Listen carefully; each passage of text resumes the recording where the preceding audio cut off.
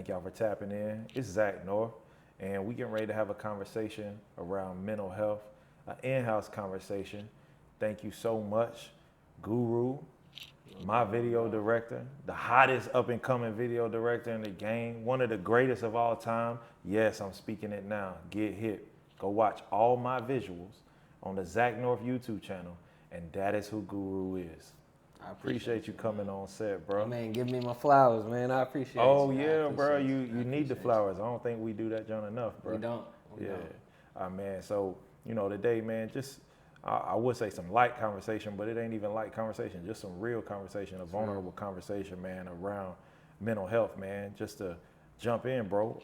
I want to know, like, how does mental health play into your life as a man? Honestly, it's huge, and it's something that's very new to me. I've always heard the topics of therapy and mental health and just mental health awareness, but I've never been one to really dive into it. You know what I'm saying? Like I'm more of I deal with my emotions and all of that dolo.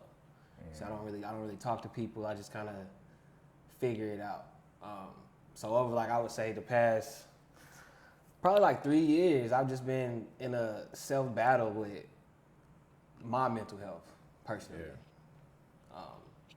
And it's just really all just going back to just being a creative, man. When you in that creative pocket, you give so much of yourself to artists, to the industry, to your family, to your significant other. If you got that, you just give so much that you gotta take some time and pour back into your own cup. And I've definitely noticed, I would say over the past 3 years, I haven't been pouring back into my own cup. So my mental health has definitely deterred. So this year, I'm definitely on a wave of just self-preservation, self-awareness, and just kind of just really getting back to myself and just being Guru. Really being DeMario Alexander. And from there, it'll articulate to the Guru that you all know. Bro, that's real, bro. That's real. And, bro, you really said a mouthful. So, so first of all, I like the differentiation you made between your personal self and then your professional self. Mm-hmm. Like, those are two different people, bro. And like you said, bro, Guru is basically your mask. Yep. You know what I'm saying? And for me, that's Zak North. Now, my other name, no, sir. Y'all can't have that. But outside of this mask, I don't want to say completely different people because I'm the same person. Yeah. But it looks different, bro. It's much more subtle, bro.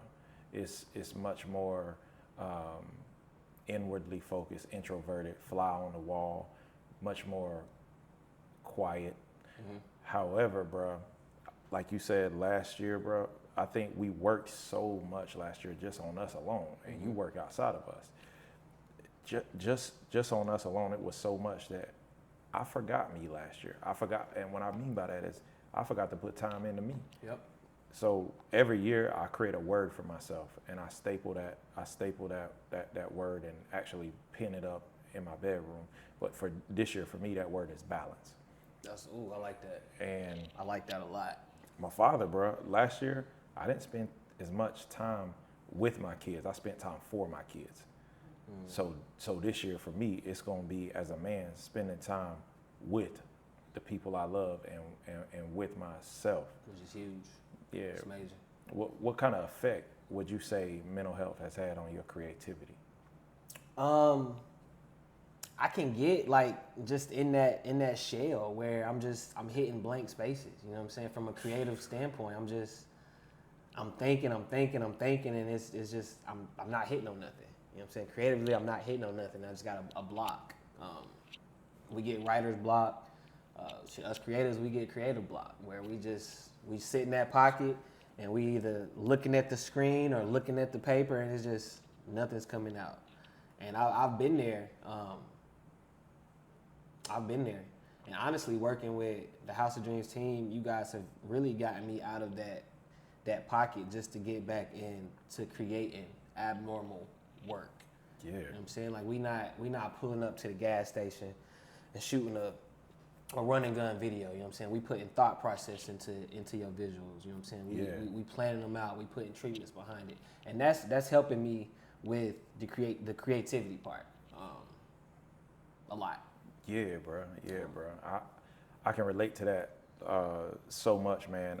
I think the world, when they look at us and they see their favorite artist or they see their favorite director or a visual from or a piece of art from their favorite creative, you want to think that it's automatic and it just happens on demand. But it's not, bro. It's not. It typically happens in a mentally healthy place, and even when somebody's hurting and they writing from a place of hurt.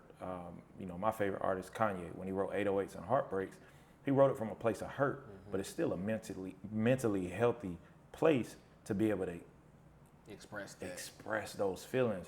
And in order to continually express and continually create, the thing is, you got to continually live. Yep. And if you forget to live, then you're gonna forget to create. Yep. You're gonna come into to blocks. And so, for me, bro, when I look at creativity, to me, it's discernment. And you know, if you do you got a spiritual background? Not really. Okay, so then what I look at discernment, discernment, I feel like it's when your intuition it comes into alignment with your awareness. Okay. Right? And so, a lot of people think intuition and awareness are the same things, and they not, bro. And I feel like to be a great creative, you got to be able to discern like the spirit and the emotion that you currently sitting in or that you carry. You know what I'm saying? Whether that's good or bad, and be able to translate that in a way that showcases your human experience. You know what I'm saying? And so for me, bro, I do experience writer's block. You know what I'm saying? I feel like when I have mental health flare-ups, that is when my biggest block is. When I have anxiety just sitting on me. And I just learned anxiety a week ago, bro. I did not know that a nigga struggles with anxiety. Like, nigga. Been on that wave. It hit me out the blue. I'm just like, what is this? What is this? You know what I'm saying? But it's there. It's definitely there. That's wild. And I can feel it now too. Like, you know what I'm saying? When I was talking to the person who was helping me with anxiety, you could feel it in your body. And she was like, some people start sweating.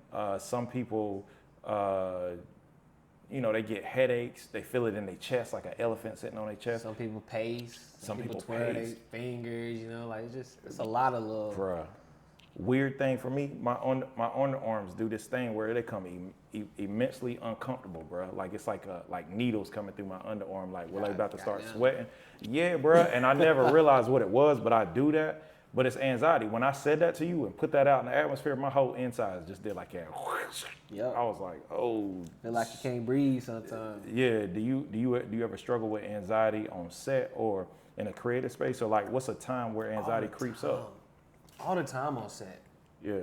It comes, especially like when you sat down and you've created a treatment, and we do this all the time where we'll sit down and we'll create a topic, and then we get there on set and it's just not going how we planned it out in our head. You know what I'm saying? Now we got safety nets for that, where we done double back and thought of something else prior to the situation, but when you on set and something's not going right, I'm trying to learn to just let it just roll with the punches on set, because I'm normally, my day to day, I roll with the punches. You know what I'm saying? Like I don't really get too upset. I just, you know what I'm saying? I smoke my little smoke, do what I do. But when I'm on set, bro, and I guess because it's my passion. This is what I love to do. So when I'm on set and things aren't going just right, I might get a little anxiety. You might see another little guru pop out. Y'all, I'm sure y'all seen it. Y'all done seen it.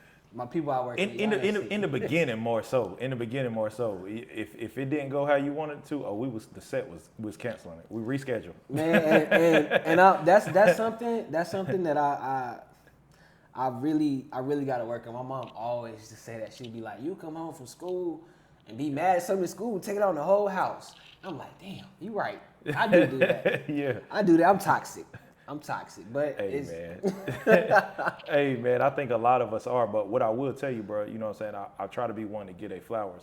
Bro, as far as in a professional environment, bro, I seen a lot of growth in you last year. In 2021, oh, bro, you could feel it when something wasn't going your way. And me, I would internalize it. Like, I would go to Steelo and be like, bro, I don't know what I did to Guru, bro. And he'd be like, bro, I ain't got nothing to do with you. And I'm like, oh, you sure? And Steelo would be like, yeah, it ain't got nothing to do with you. You know what I'm saying? I'm like, oh, okay. But last year, bro, you know, even starting with when we shot the big desk, the location switched at the last minute. Today, location switch, last minute. Last minute, killed it. Everything that we have done where we've just rolled and not let that anxiety just like sit up here, the outcome has been so beautiful, bro. It's fantastic. It's so beautiful, bro. Do you do anything? So I feel like for me, you know, the two words that I've just learned, right, is anxiety, not just the word, but understanding like what it is.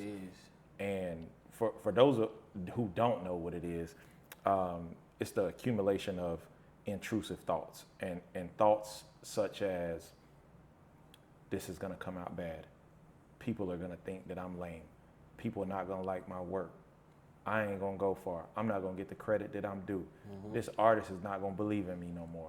And then, bro, they keep coming and keep coming and keep coming to the point to where everything in the book, bro, everything in the book is against you. I do that so much, and I didn't know those. I didn't even know what that was called. I didn't know it was called intrusive thoughts. Typically, you know what I'm saying, I just shut it out and I lock in. I get real quiet. I stop talking and I just focus. But I now learn, like, I don't know, you know, what everybody's tricks is, but somebody told me, bro, you can just go alone and just say stop. And when you say it out loud, your brain physically has to respond to the word stop. And it brings your thoughts down here and they stop for a second. And then at that point of mellow, you can tell yourself the opposite thought and say, this is gonna be okay. And then your brain goes, this is gonna be all right. I never thought about that, but that's something that I'm definitely going. So if I'm on set and I'll be like, stop. I'm talking to myself. Don't pay no attention. Stop. Yes. I just learned it, bro. But you know what I'm saying? I appreciate you. You know what I'm saying? Like, I appreciate you, bro. Just being open and talking through that, talking about, you know, what that looks like on set. How do you think that it translates into real life though? Like, you know what I'm saying? Like having those thoughts of and anxiety. Do you experience it out in your real life outside of that? Dude, I would say the past 4 years, I was lucky enough to, you know what I'm saying, I played college ball, played all through high school, played through college. My family dynamic was there. My real dad was never really in my life like that. But I had a stepfather since I was 1 year old. Probably up to about 4 years ago, my parents separated. My mom up and decided that her lifestyle was Africa. So she moved to Ghana for like 2 years. And shit, me and my brother was just here in the States, kind of like left picking up the pieces. You know what I'm saying? Like, what's going on? Why was this move? So it was really a sporadic move for our mom, you know what I'm saying? So like that, I didn't really, with that part, like growing up and all that, with the family dynamic, I was good, you know what I'm saying? Like I was a middle class athlete, mom and dad, I was good. My parents separated in college, and I ain't gonna lie, that shit fucked me up a little bit, you know what I'm saying? Like, and I was grown. I'm 30 this year. They separated when I was about 25, 26, you know what I'm saying? I was an adult, had my own spot, but like just seeing those transitions, I think that really took a toll on my mental health and just like my family dynamic, just because I really seen, like, I had never seen my mom by herself, you know what I'm saying? Like, ever since I was 1 year old, my mom was good. Now, I'm 25, 26, I'm making sure my mom is good. And it's putting a whole nother dynamic on me, you know what I'm saying? I'm making sure she's good physically, you know what I'm saying? Like mentally, and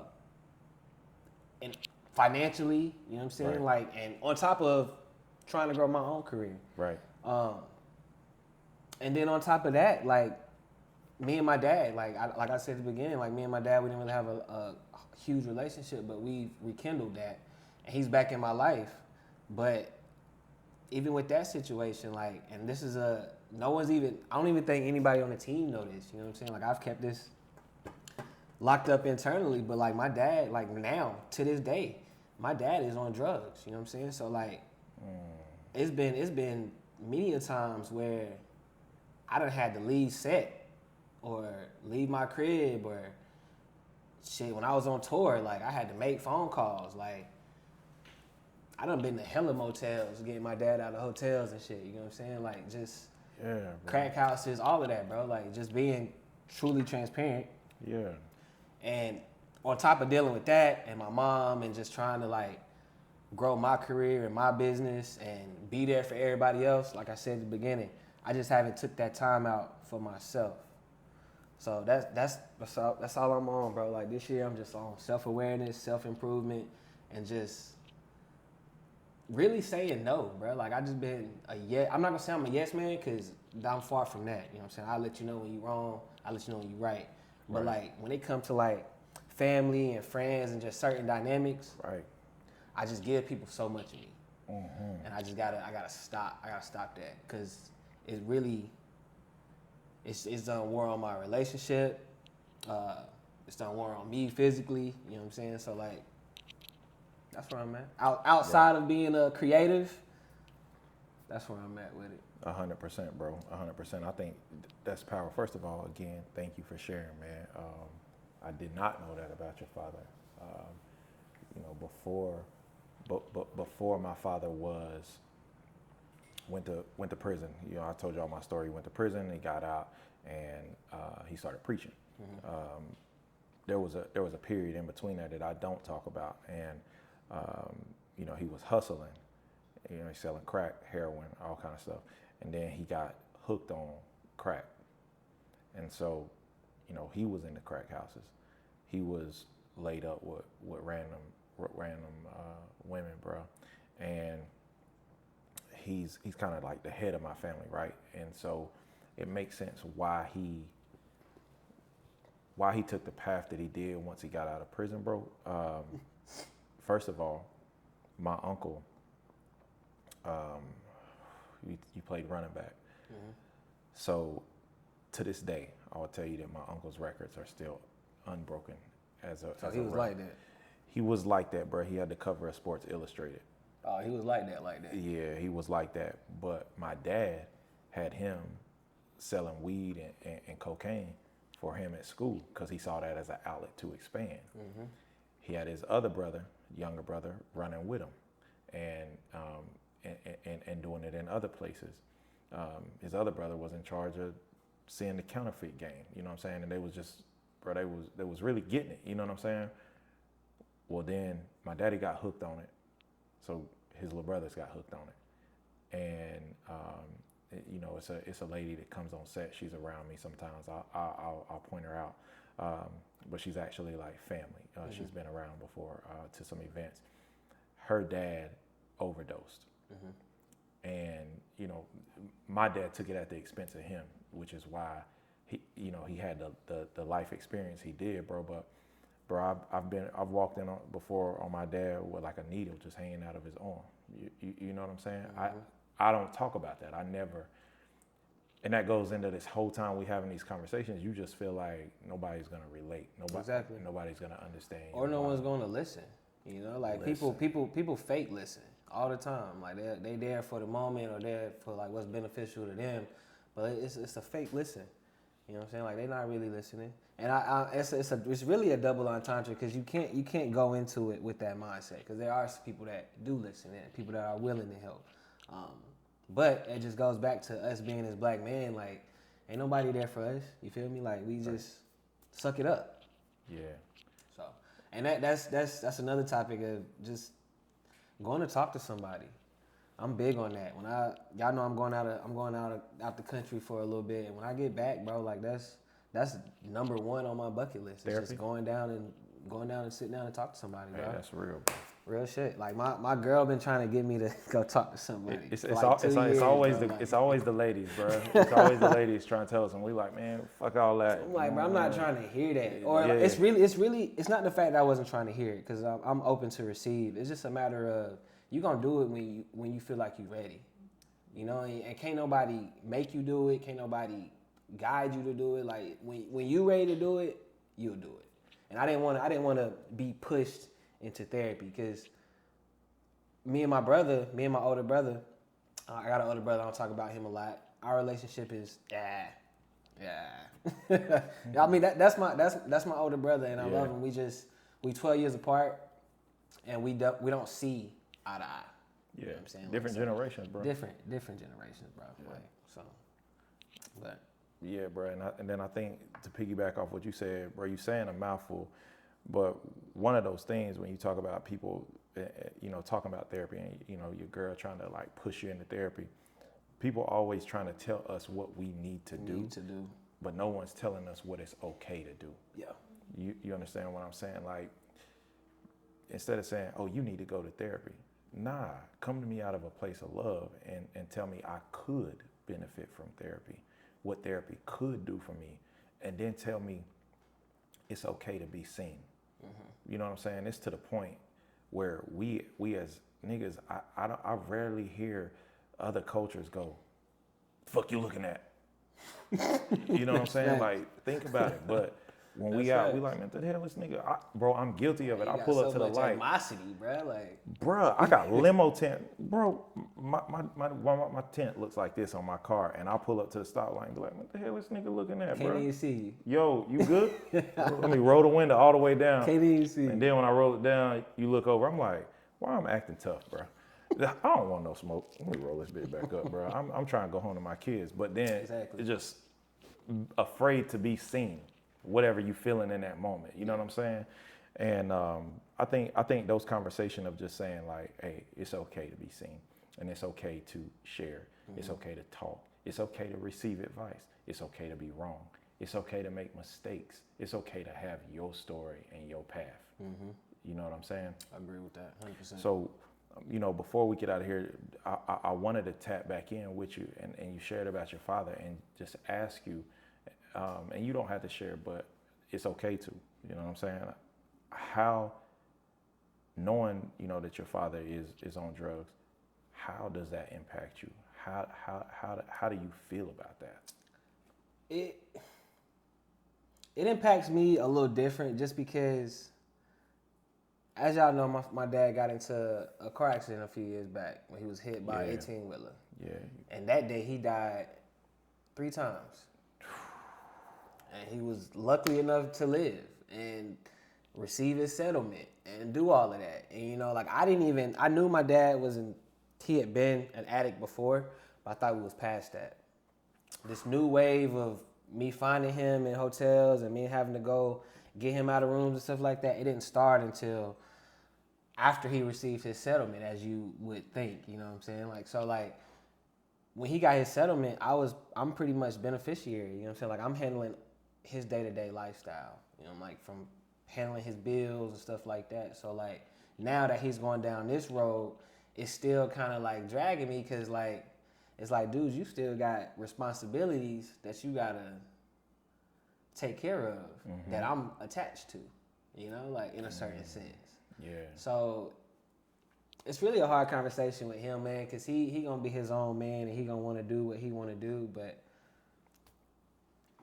like I said, self-awareness and self-preservation and just being there for myself. Like, I can only do but so much. Like, being transparent again. Like, I done did everything I need to do as far as taking the steps to get him in rehab, and I done made all the calls. I done visited all the facilities. The last step is him. You know? That's powerful. The last step is him. So I can only, what do they say? I can lead you to the water, but I can't make you drink it. That's it. That's where I'm at with it. And I got to be okay with living with that decision. Yeah. If it don't turn out in my favor. Yeah. You know? So yeah. I'm really just gearing myself up for that at this point. Absolutely. That makes sense, man. I think it's incredibly brave and courageous of you to tell your story to me as another man, Sure. and just help to change the world one conversation at a time, but to also do it in front of the world on camera. And We need this, man. Like, and absolutely. everybody always, like you mysterious, bro. Like, I don't be on camera. You know what I'm saying? I don't talk to people a lot. I don't let people know the insides of what's going on with Guru. You know what I'm saying? So like, being an open book and just giving out the sauce and being vulnerable and maybe attaching to somebody that had these same feelings, like that's what I'm on this year. You know what I'm saying? Like, I want to be more open and dynamic in that fashion. Bruh, it's so amazing how our brand just aligns and we all on the same thing. So for me, there was a disconnect in my own music, bruh. For myself, I didn't ride around and just play myself. Like, you know, we had records out that people was like, oh, I love these records. You know what I'm saying? And they was bops. Mm-hmm. But for me, man, music is a feeling. Yep. And it's a connection point, and it's an escape for me. And a lot of people don't identify it as this, but music has been therapy for me, bro. It saved my life. So it's been a beacon of light when I feel like I'm living in darkness. I can't always process how I'm feeling, but I know I'm feeling. So I've learned to write it down.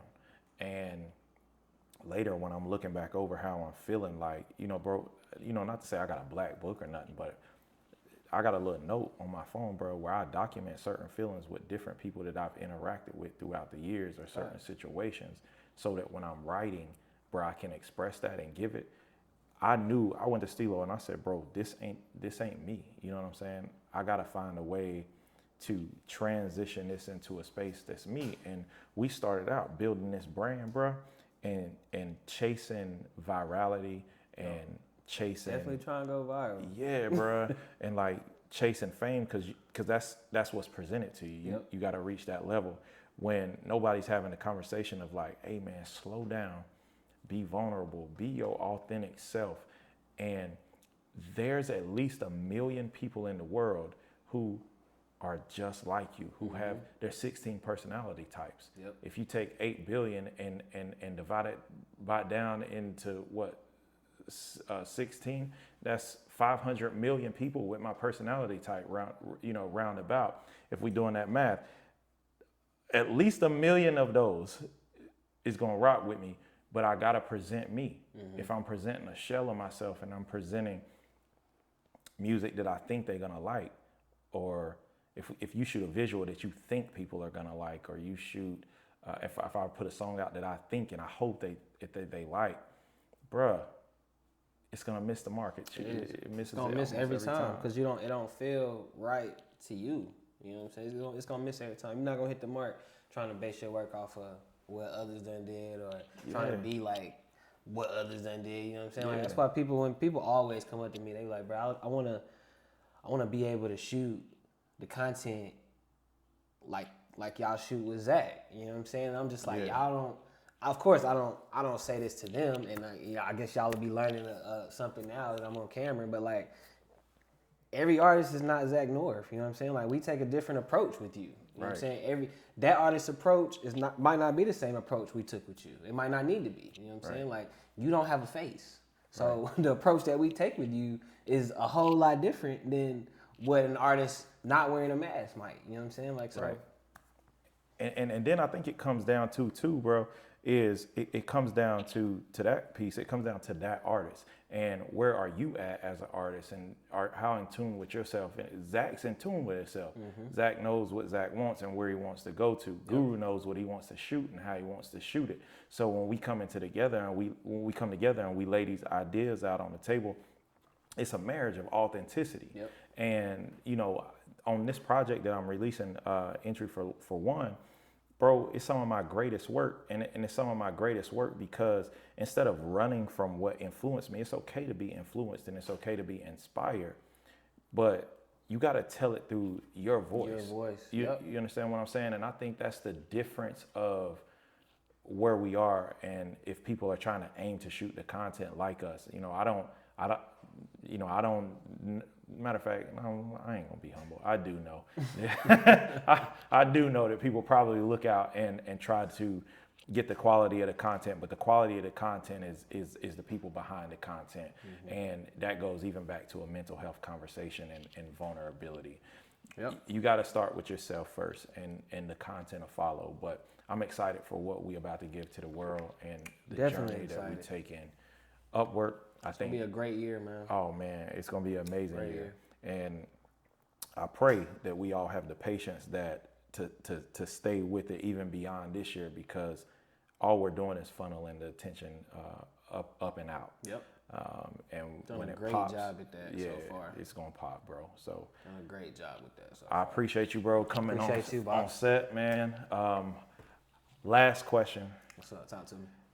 is, where do you think the floor is for men and creativity? Where does our safety lie, and how do we create safety in creative spaces amongst each other? We just got it. Well, I would start with us in Charlotte, the creatives in Charlotte. We just got to be more open and more willing to work with each other. It be no ego, and we just work and collab. You know what I'm saying? That's why we give these other cities, your Atlantas, your Chicagos, your LAs. Those artists work with each other. Collaboration, bro. They work with each other. They give each other the sauce. They put each other on game. We got to do better at that as creatives, as artists, as everybody. We just got to do better at just being open, not having an ego, and just working together, bro. Right. And then there is no floor. There is no ceiling. You know what I'm saying? The ceiling is to the limit. Once we start combining, if we combine our resources and do all of that, bro, North Carolina is top tier in any kind of creative work. I say that all the time, bro. Any I kind say of creative that all work. the time. We got the artists here. We got the videographers, the photographers, the dancers, the journalists, the media people. You know what I'm Yes. saying? Like we got it all here. It's just a matter of, let me help you with your platform, and it just be that, you know, like it don't be no ulterior motives. It's just I want to help you get here, and then maybe we can all be here. You know? Right. That's it. That's the flow. it. All right, man. Well, I appreciate it. Like I said, Entry for One is out now. You just had a vulnerable conversation with the House of Dreamz, in-house conversation with the amazing and impeccable Guru. Thank y'all so much. Tap in, tune in, lock in. Zak North, baby. Guru. We out of here to the moon.